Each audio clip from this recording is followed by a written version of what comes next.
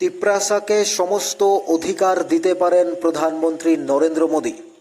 মাননীয় মুখ্যমন্ত্রী professor doctor মানিক সাহার অত্যন্ত গুরুত্বপূর্ণ বক্তব্য আপনাদের শোনাবো। তিনি 14 লক্ষ তিপ্রাসা এবং মহারাজ প্রদ্যুৎ কিশোরকে নিয়েও অত্যন্ত গুরুত্বপূর্ণ বক্তব্য রেখেছেন। আজ মহারাজ বীরবিক্রম কিশোর মানিক্য বাহাদুরের 116তম জন্মদিনে শুনুন মাননীয় মুখ্যমন্ত্রী প্রফেসর ডক্টর মানিক সাহা কি বলেছেন। থাকুন নিউজ ত্রিপুরা 1 চ্যানেলের সাথে, অবশ্যই চ্যানেলটিকে সাবস্ক্রাইব করুন। শুনুন মাননীয় মুখ্যমন্ত্রীর অত্যন্ত গুরুত্বপূর্ণ বক্তব্য। मैं बोलने के लिए बोल रहा हूँ। मैं पता नहीं ये सुनहरा महारा माने अभी टाइम आ गया हम लोग, इसमें हम लोग आने वाले दिन एडीसी हो, जाति हो, जनजाति हो, सब मिल के हम लोग जरूर आने वाले दिन एक त्रिपुरा को एक मॉडल स्टेट हम लोग बना सकते हैं। ऐसा नहीं है, बना सकते हैं हम लोग। हो सकता है कुछ चीज में महाराज जी बोले एक स्टेप पीछे जाना चाहिए हम लोग को, और एक स्टेप पीछे जाने के बाद बात कर सकते हैं हम लोग, और राउंड टेबल में बहुत सारी चीज बात करने के बाद, और समझदार आदमी समझते हैं, ऐसा नहीं है। पॉलिटिक्स के जगह डेवलपमेंट के ऊपर कोई पॉलिटिक्स नहीं है। अगर डेवलपमेंट है क्या फर्क पड़ता है आपको पॉलिटिक्स से? रास्ता बन रहा है तो उसमें क्या पॉलिटिक्स है? किसी इनोवेटिव आइडिया में पानी का बंदोबस्त करो, क्या प्रॉब्लम है? हेल्थ का डेवलपमेंट होगा तो क्या प्रॉब्लम है उसमें? तो इस तरह माननीय प्रधानमंत्री जी भी इस तरह हमेशा कहते हैं, तो इसमें पॉलिटिक्स नहीं होना चाहिए। डेवलपमेंट का कोई पॉलिटिक्स नहीं होता। तो मैं ज्यादा नहीं बोलना चाहता हूँ, इतना ही मैं कहना चाहता हूँ कि महाराजा वीरविक्रम किशोर मानिक्य बहादुर बहुत कम उम्र में, मैं 39 ईयर्स में गुजर गया। आप सोचिए 39 ईयर्स में इतना काम किए। अगर वो और जिंदा रहते तो क्या नहीं करते। इसीलिए हम लोगों को जो पैटर्न हम लोग के पास देके गए, तो ये पैटर्न लेके सामने जाना चाहिए। और ये जो सोच रहे थे यूनिवर्सिटी बनाना है त्रिपुरा में, और उसी यूनिवर्सिटी में मेडिकल कॉलेज होना चाहिए, उसी यूनिवर्सिटी में वो चाहते थे जनरल कॉलेज हो, टेक्नोलॉजी इंजीनियरिंग कॉलेज हो, इस तरह उनका सोच था। यही हम लोग आगे बढ़ाना चाहते हैं। और टैलेंट का महारानी जी बताए, यहाँ पर टैलेंट का कमी नहीं है त्रिपुरा में। कुछ दिन पहले हमने टाकरजाला में गया था, वहाँ फुटबॉल ग्राउंड जो सिंथेटिक टर्फ, वहाँ पर इनोग्रेशन हम करने गए थे। मैंने कहा वहाँ ये बहुत सारा हम लोग जगह किया, 6-7 जगह में इस तरह फुटबॉल ग्राउंड हम लोग बनाया। लेकिन मैंने वहाँ कहा कि यहाँ पर जो ये बनाया ये बी फिटिंग हुआ, क्योंकि जनजाति में मैंने देखा बच्चे लोग इस तरह खेल रहे हैं तो फुटबॉल, ये प्रॉपरली यूटिलाइज होगा, यूज होगा प्रॉपरली। मैंने वहां पर भाषण में मैंने कहा हीरा मॉडल हम लोग को दिया है, नेशनल हाईवे दिया है 6 और 4 इन प्रिंसिपल उन्होंने दिया, इंटरनेट दिया, 3rd स्ट्रॉन्गेस्ट इंटरनेट त्रिपुरा में दिया। रेलवे कभी सोचा भी नहीं था हम लोग, रेलवे भी दिए यहाँ पर यार। वे तो आपको मालूम ही है।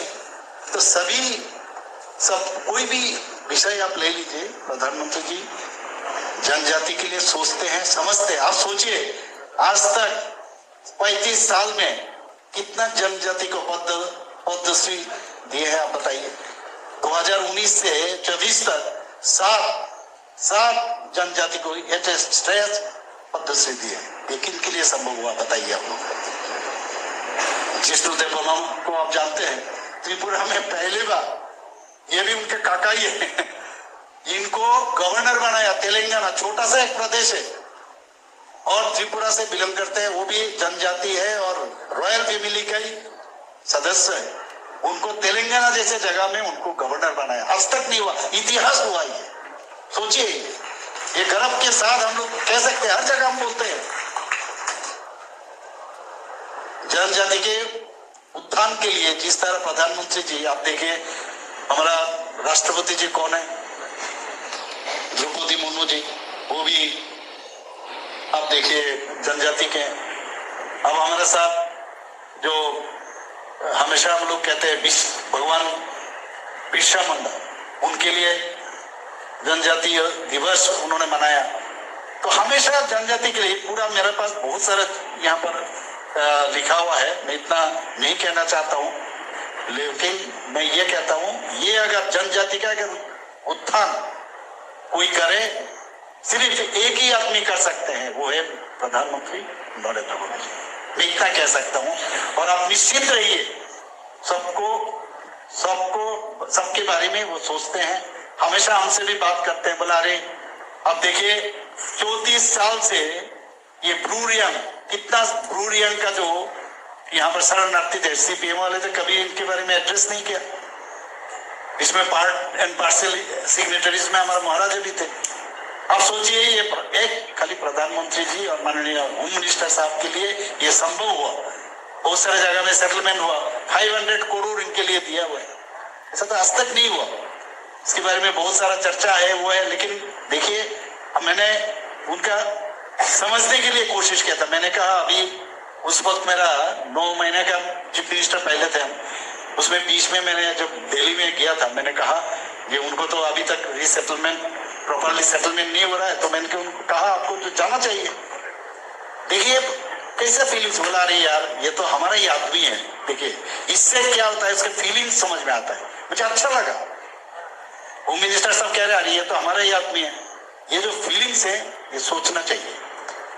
और मैं समझता हूँ ये हो सकता है डिवाइड पॉलिसी का जो वातावरण अभी भी 35 साल से ये लोग क्रिएट किए हैं, ये धीरे धीरे हम लोग को डाइल्यूट करना चाहिए। पॉलिटिक्स में ठीक है, पॉलिटिक्स तो आप जानते हैं बहुत सारा विषय है, उसमें कभी कभी जो बताया वो कदम पीछे जाना चाहिए, बात करना है, फिर आगे बढ़ना है, फिर एक कदम पीछे गया 4 कदम आगे जाइए आप। तो इस तरह सब मिलके हम लोग काम करेंगे। और खास करके यहाँ जो स्टूडेंट हैं, मैं बताऊंगा क्वालिटी एजुकेशन देना बहुत जरूरी है। परसेंटेज अभी भी मैं बता रहा हूँ, कल भी एक प्रोग्राम में मैंने गया था इस सीआरटी का, मैंने वहां पर बताया यहाँ पर एक कल्चर बन गया है ट्यूशन, खाली ट्यूशन। क्यों होगा ये ट्यूशन? क्यों जाएगा ट्यूशन में?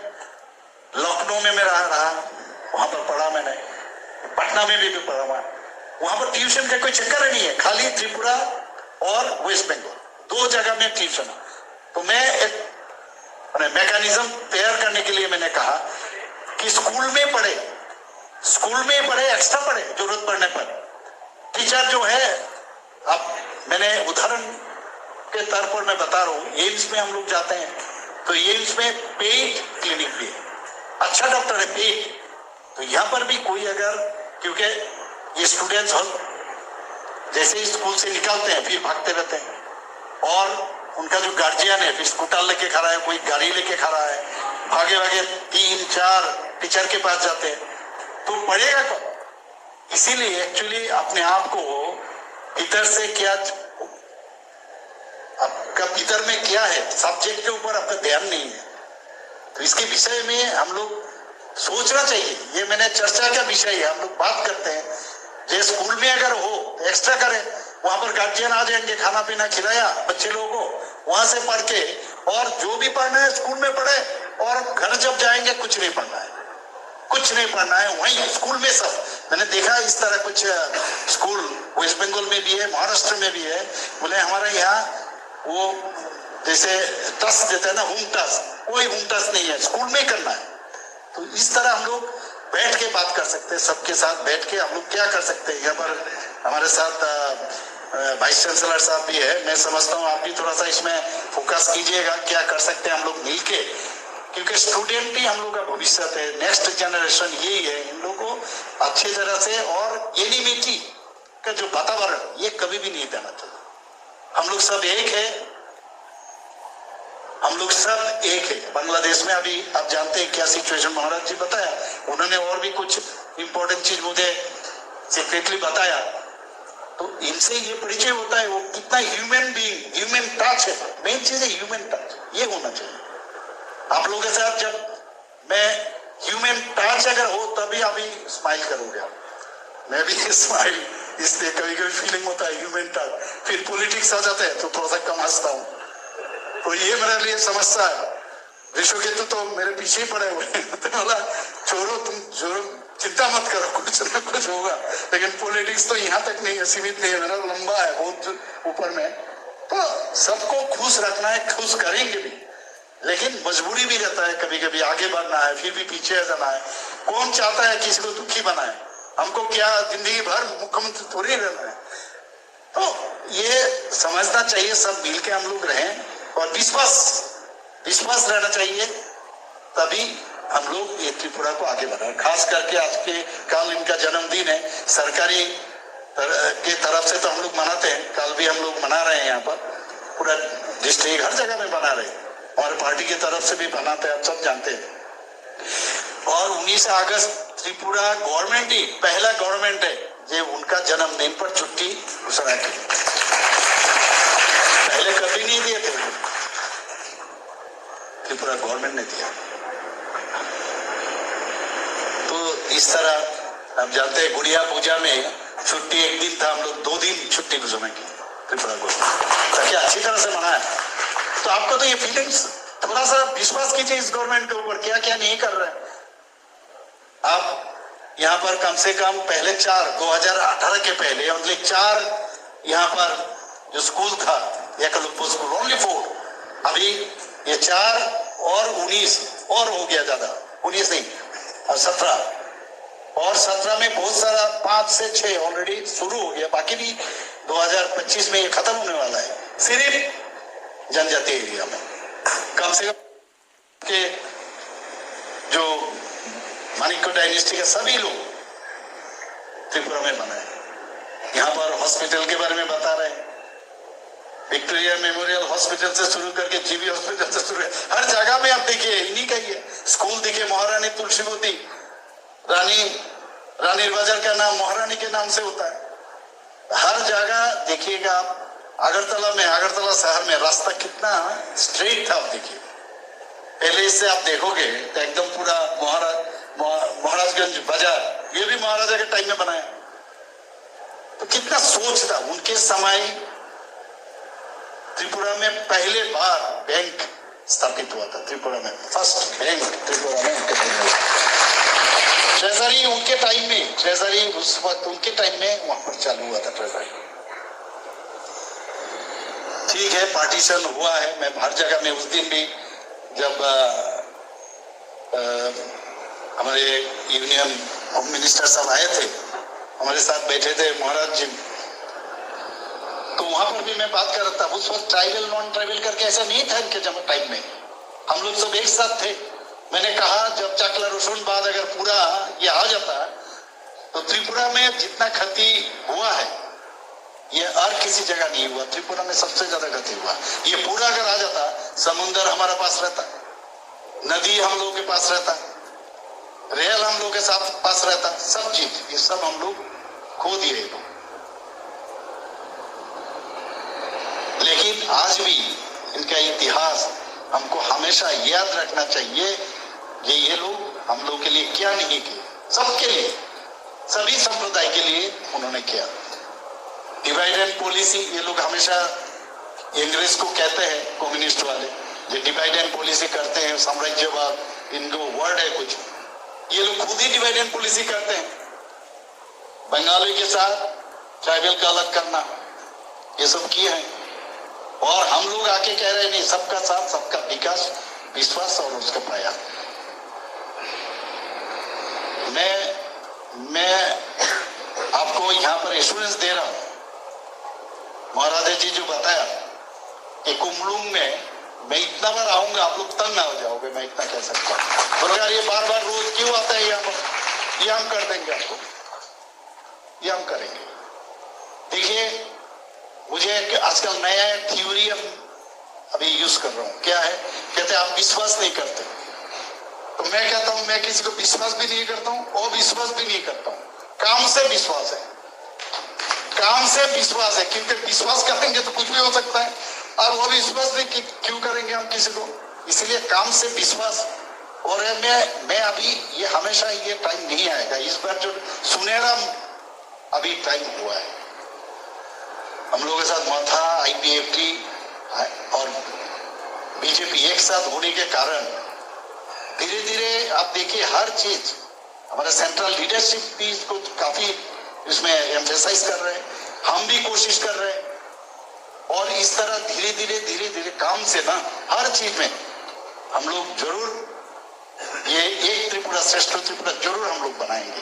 एडीसी वो महाराजा जी ने कहा एडीसी तो आपका ही है, मेरा कुछ नहीं है, मैं अभी पोजीशन में हूँ, इसलिए मेरा कोई व्यक्तिगत संपत्ति नहीं है। मैं चीफ मिनिस्टर, उन्होंने शायद कहा होगा, तो हम लोग एक साथ, मैं हमेशा जाता हूँ ना, किसी को दुखी देखता हूँ, हंसता नहीं है तो मुझे भी खराब लगता है। और हम लोग एक साथ मिलके त्रिपुरा को, मुझे पता नहीं है तो जरूर, क्योंकि भगवान ने हम लोग को एक मौका दिया कुछ करने के लिए, और इस टाइम में हम लोग को ये सोचना चाहिए, ये फ्यूचर हमको नहीं मालूम है। आज प्रेजेंट में क्या है ये मालूम है, पास्ट में क्या है ये मालूम है, फ्यूचर नहीं मालूम है।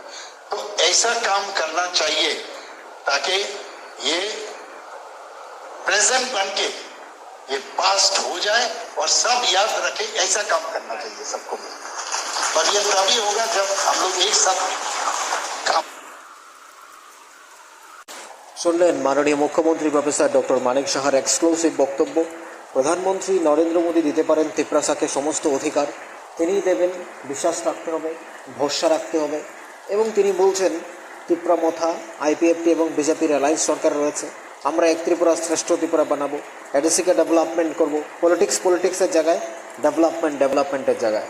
রাজ্যে মাননীয় স্বরাষ্ট্রমন্ত্রী অমিত শাহ এসেছিলেন, মাননীয় মুখ্যমন্ত্রী এবং মহারাজ প্রদ্যুৎ কিশোর বৈঠকে বসেছিলেন। সেখানে জাতি উপজাতি সমস্ত কিছুর নির্বিশেষে অধিকারের কথা বলা হয়েছে, ত্রিপুরাকে ডেভেলপমেন্ট করার কথা বলা হয়েছে। মহারাজ যে নিমন্ত্রণ করেছিলেন মাননীয় মুখ্যমন্ত্রীকে কুমলুঙ্গে যাওয়ার জন্য, তিনি বলছেন আমি অনেকবার যাব, আপনারা নিশ্চিন্তে থাকুন, আমি ত্রিপুরাকে ডেভেলপমেন্ট করতে চাই, ত্রিপুরাকে অধিকার দিতে চাই। সে কথাগুলো তিনি তুলে ধরেছেন। আপনাদের কী মনে হয় জানাবেন নিউজ ত্রিপুরা ওয়ান চ্যানেলের কমেন্ট বক্সে।